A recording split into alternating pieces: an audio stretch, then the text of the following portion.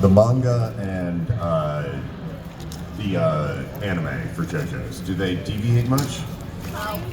Censorship. Not really. Wait, what got censored? Like, okay, the original scene where Kakyoin's in like the desert dream. In the manga originally, the dog died, and then they made it a rat, and then in the anime they made it a dog. So they went dog, rat, dog. Okay. So that's. Wait, was the rat for the OVA or? The rat was for apparently the manga. They decided it was too violent.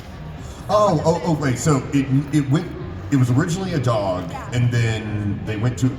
That never got published, or did it? It got published for a little bit, and then they decided, oh, this is too graphic, and they changed it to a rat, and then they were like, okay, the anime will make it a dog. Okay. So it depends which version. Well, like, Are you talking about like stuff that like they just skip or like they change entirely? yeah, no, I was just thinking about the dog because I was like, oh, they were mean to the dog in the first episode. That's all. Ugh. You know, the thing that whenever I started watching it, the thing that like struck me is that like half of the memes are just in the first episode. Yeah, I love it. Yeah. Cool. Yeah, hi everyone. I'm Chris Tergliafera. I'm a voice actor in JoJo's. And what's your name? It's Evelyn. Evelyn. Evelyn is our resident JoJo's expert. Woohoo! So Evelyn will assist me with any JoJo's sort of questions. But yeah, to just field questions. And... I just have this for you so you can pick people out and I'll take it. Okay. Does anyone have a question? A Q, and I will have an A, and it will be the correct A. Yeah, great. All right, here we go.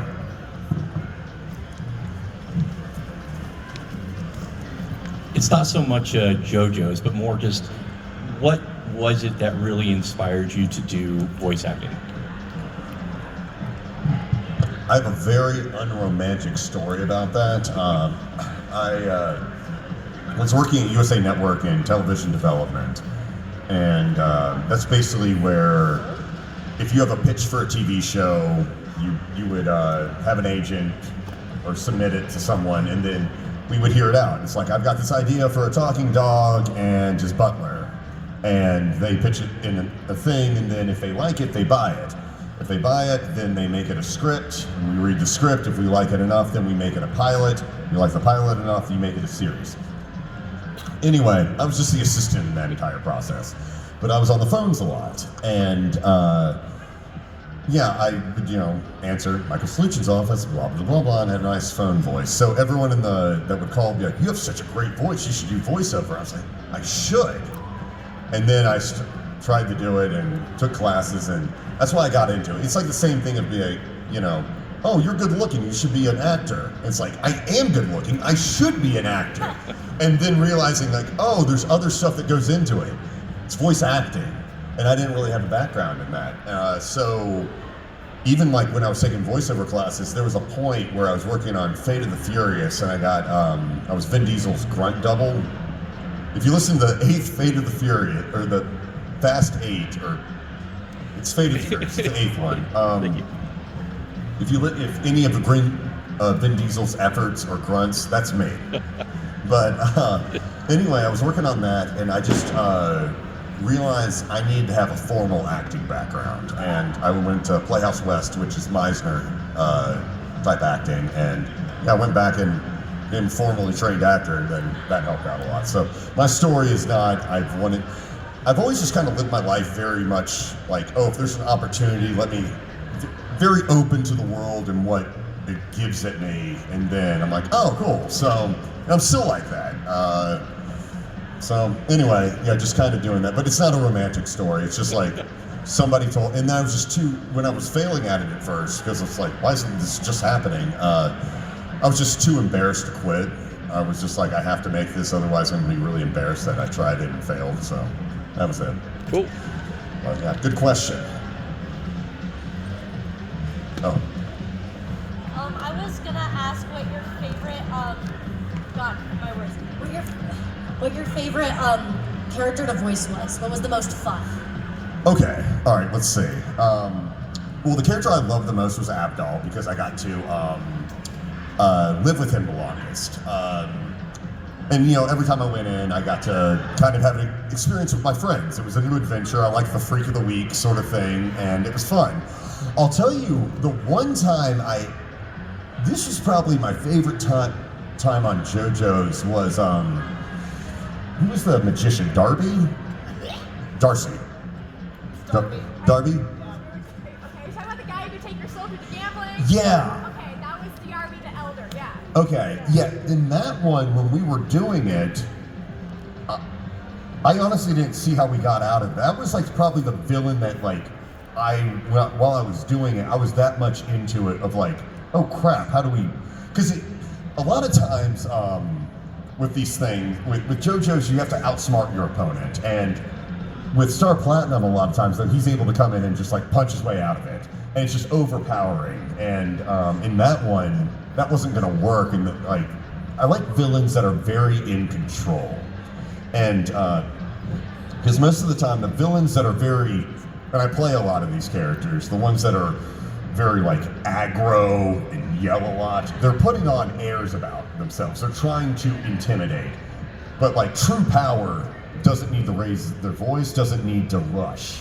True power simply is power.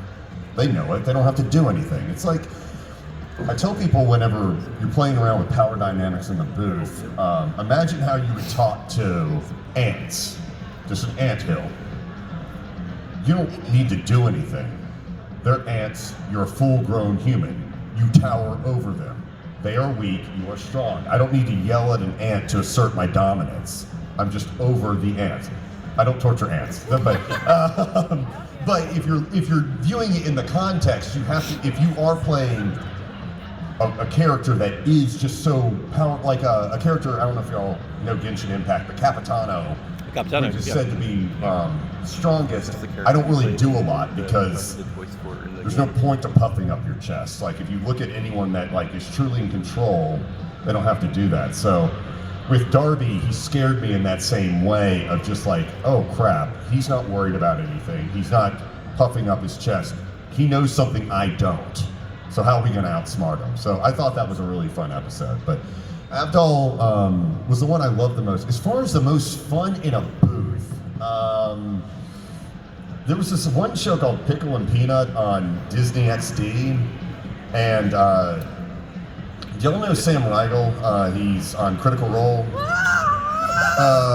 He was my director on this, and really weird show, but I got the role. It was literally it was lines, and it said Magic Dragon, and it said, just do this. And it was Falcor from The Neverending Story. And I did my best Falcor impression for the thing, and I got the job. And then I went in and got it, and they're like, we love that crappy Falcor you did for it. It was so funny. I was like, yeah, I wasn't trying at all. I thought it was, so they'd be like, yeah, do your dumb Magic Dragon voice. But anyway, he talked like this, so grant you a wish, and he had to get a job, and he loved coffee, and it was just really dumb. It was a really dumb show. But it was a lot of fun too. So, it had some good jokes, so that was a lot of fun to do in the booth, because I don't get to play a lot of fun kid characters that I could show my nieces, and, or really anybody else that isn't, at least over 14, so. I'll tell you one thing that's funny is like, since I do cameo requests, I'll get something from a parent, and it'll be like, this is for our daughter's 11-year-old birthday, and she loves Gundam. And then I just start thinking about Danganronpa, I'm like, so at age 10, they were playing Danganronpa. Okay. Yeah, I'm like, all right, cool, and I just immediately go to the worst parts. I think of Miyu, and then I'm like, oh no, oh, okay, well, this is just gonna be family-friendly Gundam, yay! He's outlandish. So that was my favorite character. Or what I love the voicing the most is Abdul. Most fun was the Magic Dragon. So, yeah. Any other questions? And then I'll get Dev N. Okay, my question is, we all know Abdo dies, RIP. If you could rewrite that, so maybe at least it's more like in there, called a Green Vanilla Ice Fight, what would you change? Like, could he help defeat Dio finally, or could he? Yeah, I hated not. That was so I anticlimactic. was like, that just, Well, I mean, also, you know, V's asked me this. It was on the questions for the DVD. Was how's it feel like being the only character that doesn't have like a pure motive to defeat Dio just because Dio's evil? Yeah. And I still think Abdal, he might not say it, but whenever he basically runs screaming and jumps out the window with him, I think he really wanted to redeem himself from that moment. And he knew he was evil, but I feel like he wanted to go up against Dio. You know, I wish there was a moment where, you know, you get to do something and at least your contribution, even if you fail, helped. I mean, even with Vanilla Ice, like, you know, you want to go out on your feet and not just some like, oh, you did the thing. Uh-oh, you turned around, it said it, and you did it, and now you die, and then that's it. And then there's not even like a cool death screen. It's just arms. And it's like, I feel like he went into a vortex. And the first one was stabbed and shot in the head. That's a cool death. That's dead. And then instead we had the most anime-y explanation of like, you know, since I was stabbed, I leaned back and the bullet grazed my head. It's like, thank God I was stabbed. So I was like, oh gosh. So, yeah, I definitely wish that Magician's Red and Abdal had got a final battle. Yeah.